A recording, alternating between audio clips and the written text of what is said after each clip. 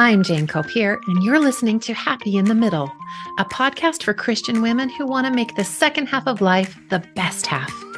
This podcast is all about helping women to reignite their spark and step into their divine power in order to create deep and connected relationships and also find that fulfillment and satisfaction they crave. So, if you're ready to grow, join me and learn how you too can overcome guilt, resentment, disappointment, and enjoy the fruits of creating a life well lived. Let's go. Hello, my beautiful friends. So glad you're joining me. Welcome back to Happy in the Middle, episode number 115. What is Eros energy and why your marriage needs more of it? It's February. It is the month of love, and I could not think of a better topic for you than this one because truly the energy that we bring to our relationships is just so important. I often talk about energy and Eros energy here on the podcast, and more than a few of you have reached out asking me to explain it a little bit better, so that's what we're going to focus on today. When I looked up the definition for Eros energy online, this is how it is described. Eros energy is a primordial life force representing passion, desire, and the vital drive for connection, creativity, and pleasure. It's described as a quality of aliveness that spans from sexual desire to a universal cosmic longing for unity, for curiosity, for growth. It's the creative, passionate essence that drives life. So the word erotic refers to the sexual component of this energy, but as you can tell, Eros is far more than just sexual energy. Eros is life-giving energy. It's the lifeblood of our daily lives, the healthy relationality with ourselves and with others that makes life really delicious. It's kind of what pulls us toward life rather than away from it. And when we encounter Eros energy, we recognize it. Perhaps you recognize it in yourself when you're engaged in an activity that feels really exhilarating or joyful, or maybe when you have that aha moment as you understand something new. It's really kind of the freedom of dancing in the rain, finding joy in the rainbows and the fall leaves and the spring flowers. As you think back over your life, most of us can recall that feeling of freedom and passion that we felt when we were first dating. I so loved those days. I loved that feeling, that aliveness, right? When you're connecting with another soul and they're reflecting that life force back at you. It's just so, so delicious. Eros energy is desire. Desire to grow, to create, and to experience. And when we bring more Eros energy into our relationships, they can't help but flourish. Many of us believe that desire is something that we get from our spouse, but quite the opposite is true. Desire is something that we generate within ourselves. It's self-love and the drive that we feel to love another person deeply. Every single human being is responsible for the energy that they bring to their relationships. We see this in our marriage, in our relationships with our kids. So do a quick check-in with yourself and answer this question. When I think about my marriage right now, do I feel more alive and expanding? Or do I feel shut down and contracted?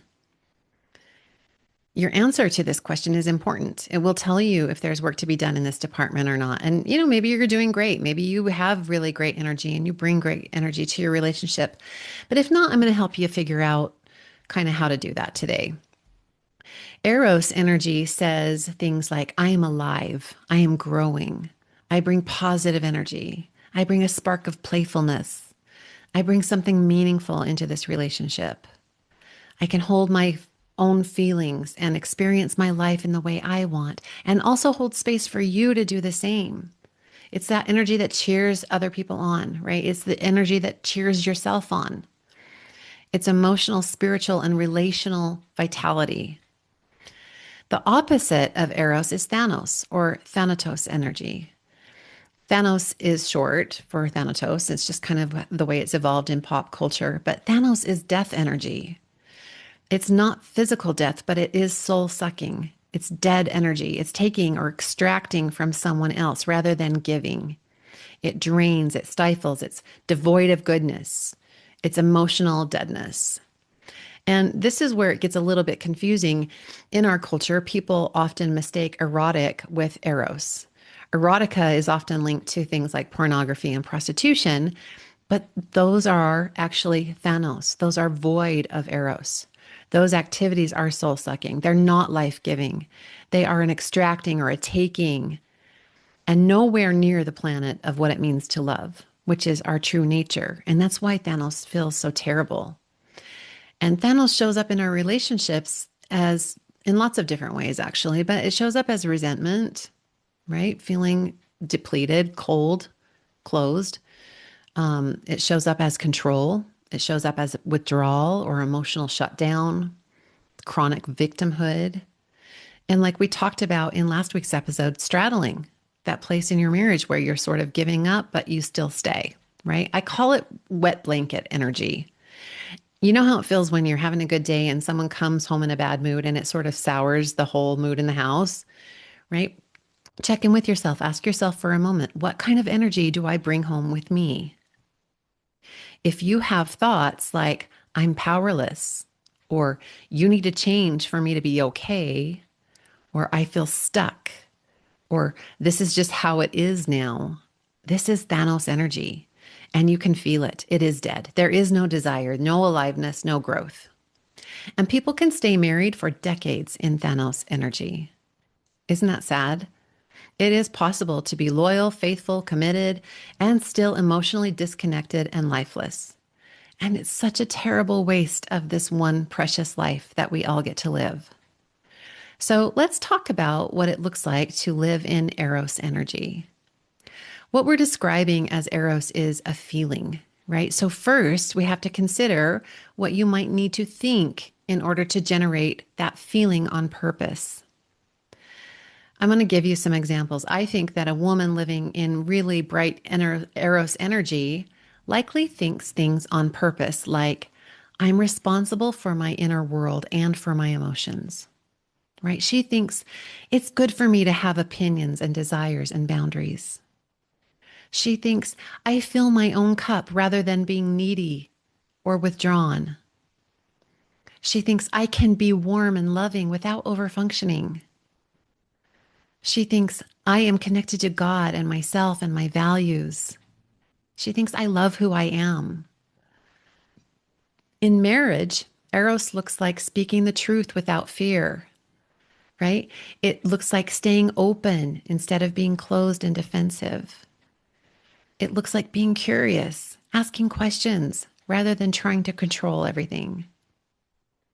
It looks like allowing tension to exist between us without rushing in to fix it, right? Allowing other people to own their part of a problem.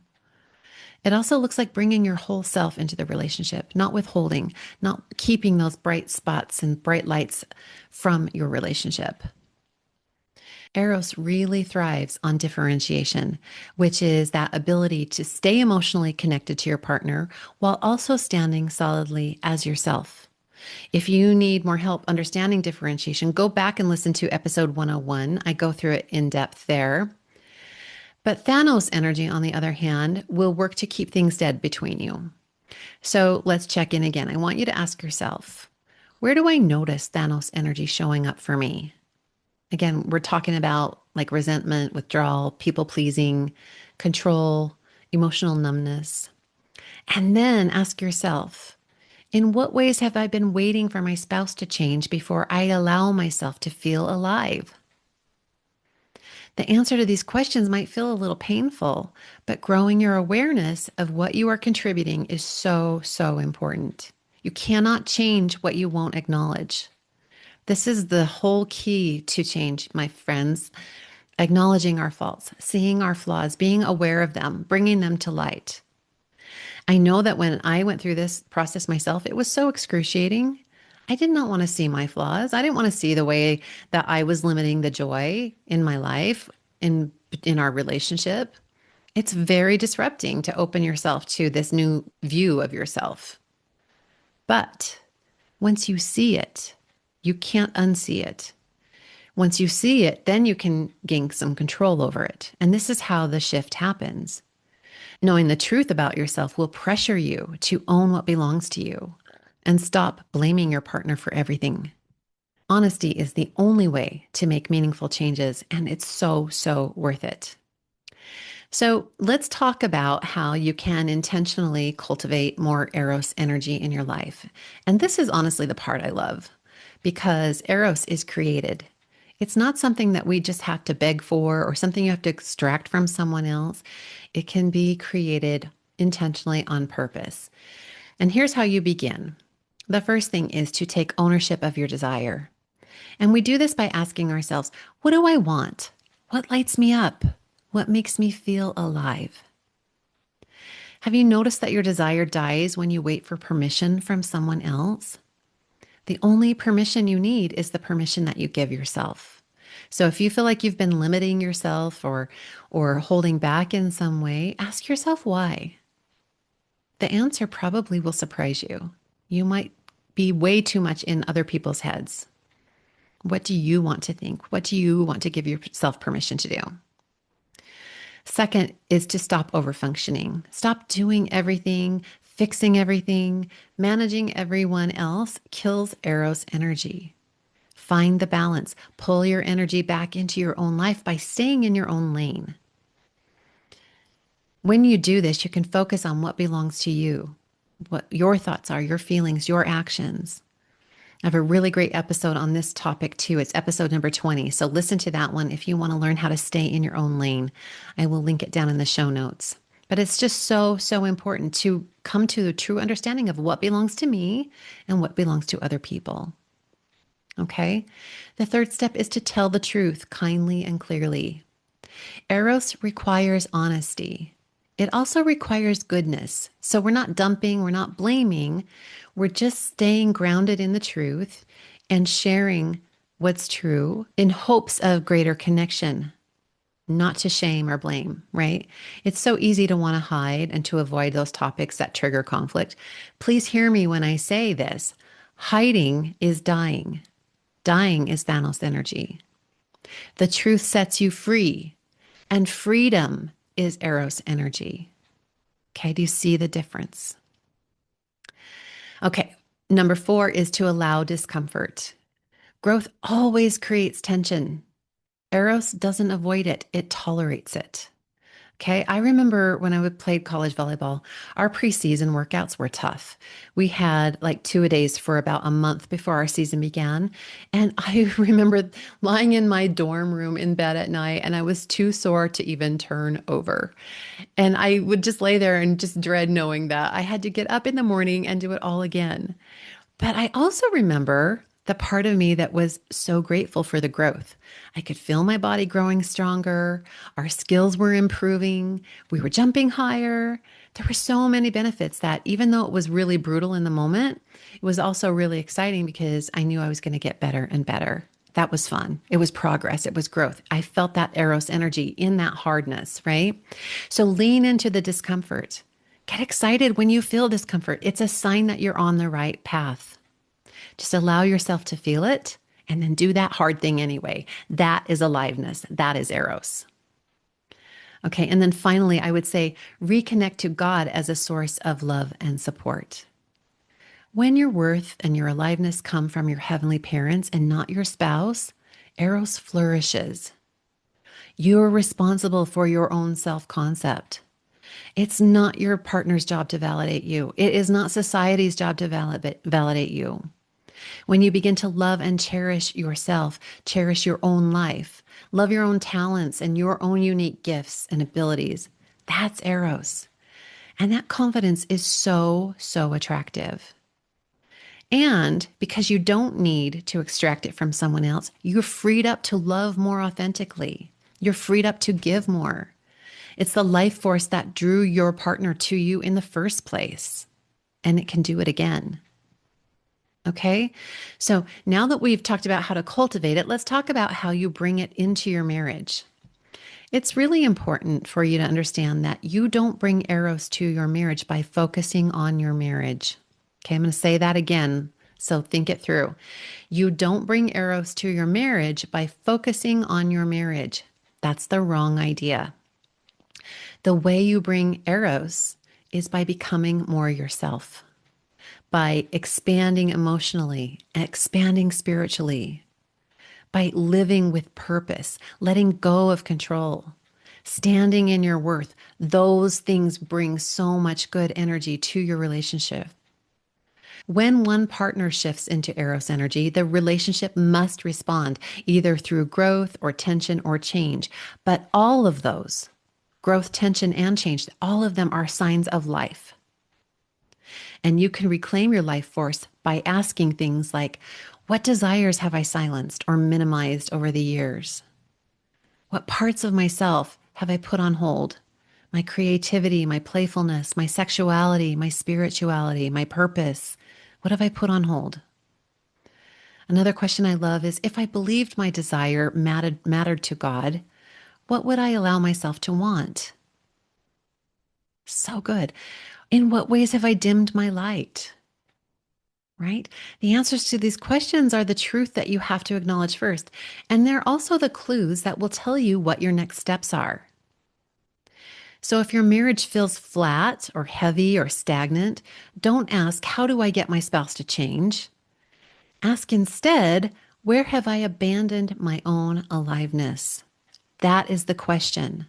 And that question alone can change everything.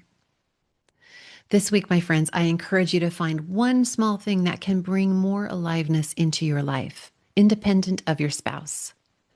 Maybe it's taking a dance class or writing a song or going for a long walk or a run. It might be as simple as journaling about all the things that you're grateful for, spending some time meditating and praying. Maybe you take a social media fast and listen to music instead of scrolling. Right? Feel the aliveness this brings into your life, and then take that aliveness home with you. Let it spill over to those that you love. This is just the best work that you can do. It really is so important. It matters so much, and it can change your life experience so drastically. Okay, my friends, I hope this was helpful. That's what I have for you today. I'd love to hear from you. Send me a note and let me know what you're trying and what you discover. This is such powerful work, and I'm really proud of you for listening and working towards experiencing more joy in your own life, especially in your marriages. If you want more support, please be sure to book a free call with me. I've had just the most wonderful consultations lately with amazing people, and I promise that whether you decide to work with me or not, it will be time that's very well spent, and it will give you a much clearer picture of where you might be blind to those spots that you might not be aware of. Honestly, I love these calls. They're often the brightest spots in my week, and I would love to offer that to you. Have a beautiful week, my friends, and I'll see you next time. Bye now. Hey, if you are ready to get unstuck and make your midlife amazing, be sure to hit that subscribe button so you don't miss an episode. And I want to invite you to join my Empty Nest Academy, where you will learn how to transform your mind, your relationships, and your life. Come free yourself of regret and disappointment and be so much happier. Listen, sis, we've got one shot at this big, beautiful life. Let's make it amazing. Go to janecopier.com, that's JaneCopier.com, and sign up today. And if you're not sure what's right for you, book a free consultation with me and we'll talk it over together. And we'll make sure to get you on the path that serves you the best. See you inside.